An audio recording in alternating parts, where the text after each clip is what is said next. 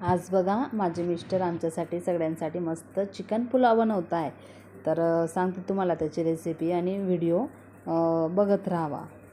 तर बघा आज मी सकाळी मस्त उठली आणि आज खूप जास्त कामं होते. मग मी आधी कपडे वगैरे म्हणजे घरातलं सगळं आवरून जेवण करून घेतलं.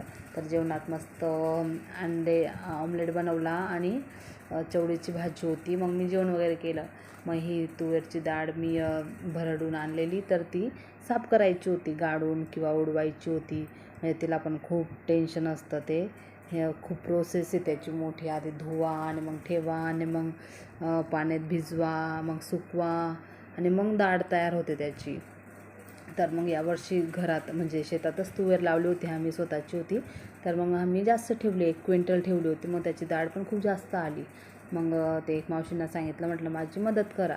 तर मग इथे बाहेरच आम्ही डाळ वगैरे उडवत होतो. तर तिथे मस्त बाया म्हणजे आमच्या घराच्या शेजारी पापड बनवत होते, तांदूळ आणि मैद्याचे पापड. तर मग मी पण मदत करायला गेली.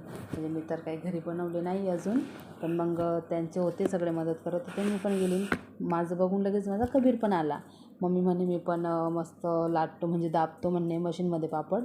मी म्हटलं मला वाटलं याला येत नसतील, तर तो दाबायला बसला तर माझ्यापेक्षा छान पापड बनवत होता तो.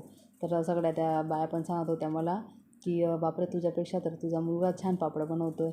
म्हटलं आता मी पण 5-1 किलोचे बनवतो आहे आणि त्याला बसवते म्हटलं आता बनवायला. तर बघा त्याचं उन्हात तर बसला नव्हता, पण सावलीतच बसला होता. पण त्याचा डोळा एवढा लाल झाला आहे ना, बघा तुम्ही, किती म्हणजे खूपच त्रास होतो त्याला. तर मग बघा मी बाहेर पापड वगैरे लाटून आली, माझी डाळ पण तयार झाली. मग हे बोलले होते तुम्ही घी बनवलं म्हणे चुलीवर, तर मी तुम्हाला चिकन पुलाव बनवून खाऊ घालेल म्हणे. मग आम्ही बोललो, आम्हाला असं वाटलं की असंच बोलत असतील. नाही तसं पण मी आज चुल्यावर खिचडी बनवणार होती, पण ते बोलले खिचडी नको बनवू म्हणे, मी तुम्हाला चिकन पुलाव खाऊ घालतो. कारण की ते हॉटेलवर खूप छान बनवता आणि लोक खूप तारीफ करतात त्यांची पुलावची. मग ते बोलले म्हणे मी दुसऱ्यांना खाऊ घालतो म्हणे मस्त मस्त पुलाव बनवून, तर तुम्हाला पण खाऊ घालतो. मग कबीर तर कसं आहे, पप्पांनी जर काही सांगितलं तर ते व्हायलाच पाहिजे मग घरात. मग पप्पा तूच बनव, पप्पा तूच बनव. मग त्याने मस्त 1 किलो चिकन आणलं. त्याच्यात 1 किलो तांदूळ, कांदे वगैरे सगळं कापून वगैरे मस्त टोपात टाकलं आणि खडा गरम मसाला टाकला. महत्त्वाची गोष्ट म्हणजे खडा गरम मसाला असला ना की टेस्ट चांगली येते. तर माझ्या घरात थोडे ते जावित्री फूल वगैरे नव्हतं, तर त्यांनी दुकानात पाठवलं कबीरला आणि मग कबीरने आणून दिलं. आणि ते सगळा मसाला वगैरे टाकला त्यांनी. छान कांदे लालसर झाले, अद्रक लसूण आणि काय म्हणतात चिकनला ना मॅरिनेट करून ठेवलेलं दहीमध्ये आणि अद्रक लसूणची पेस्टमध्ये. आणि काय माहीत त्यांच्या हाताचं म्हणजे काय पण बनवतात ते, मला तर खूप आवडतं.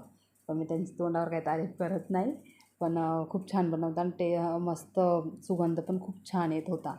मग पुलाव तयार झाला होता माझा. म्हटलं आता अंगार आहे तर आपण म्हटलं पापड शेकून घेऊया. कारण की असं तर मी मोस्टली तळतेच, कारण की हे अंगार तर कुठे भेटतच नाही मला. म्हणजे मी चुला पेटवतच नाही, तर आपल्याला कुठून भेटणार आहे. म्हणून मी तळलेच जातात आणि गॅसवर सगळे जळून जातात ते पापड, म्हणून मी काय भुजत नाही. तर मग मस्त मी पापड पण भुजून घेतले आणि त्यांच्यासाठी आता मला भाजी चपाती करायची. तर ते बोलले काय पण गिलकीची वगैरे भाजी करून दे म्हणे मला, मग मी खाऊन घेईल चपाती. मग बघा माझा पुलाव एवढा टेस्टी सुगंध येतो आहे आणि असं वाटते की आत्ताच खाऊ असं गरमागरम. तर सगळे येतील तेव्हाच रात्रीसोबतच खाऊ आम्ही. पण खूप छान आहे आणि त्यांना लसूण डायरेक्ट अख्खा टाकलेला आहे, म्हणजे न